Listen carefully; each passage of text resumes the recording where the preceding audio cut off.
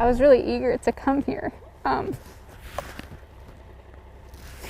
was supposed to come home a week ago. So it feels really good to finally be able to come home today. It's just not how I imagined. So it was a beautiful place. It still is. It was an emotional weekend for some as they return to what is left of their home. Sadly, we know more than 900 structures have burned. Many of them were homes. Crews were able to downgrade the majority of the evacuation orders, and this is a look at the latest evacuation map here. You can see the majority of it is now green. The areas, though, in red, still under that level 3 go now evacuation. That means they cannot return home quite yet. Firefighters and other emergency crews are still working in those areas. And as people do return home, leaders want people to know that safety is the top priority. We want you to go home, or we want you to be safe when you go home. Take your time. Look before you clean. And when you encounter something you're not sure is safe, stop and get help. There's a lot of help.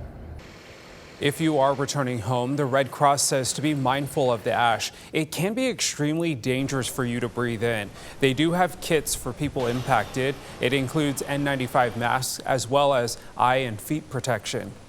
And for some families, this is the first time in a week that they've been able to check in on their houses in person. We have Evan Watson live near Indian Trail Elementary School. So Evan, what are you seeing this morning as people are walking back into the neighborhood? Good morning.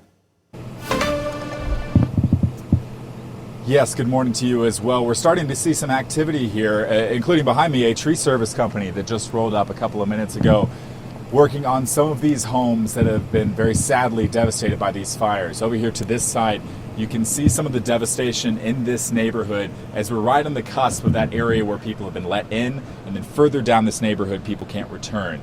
We are seeing a bit of a return to the regular patterns of life for some families, as last night was the first night they could sleep in their beds again. Others walking down the street this morning, and then of course others not able to return to their homes. On this side of the street, you can see the dichotomy here of just how fine these margins are. Neighbors have placed flowers and donation signs in the yard with some writing hope and love in chalk on the sidewalk. And I've also talked with people in the last couple of days, including a father. We're a couple blocks away from Indian Trail Elementary here, who was talking about how difficult that is when it comes to knowing that neighbors and people in their community are experiencing different types of loss and different levels of devastation in the scope of, as they work in the aftermath here.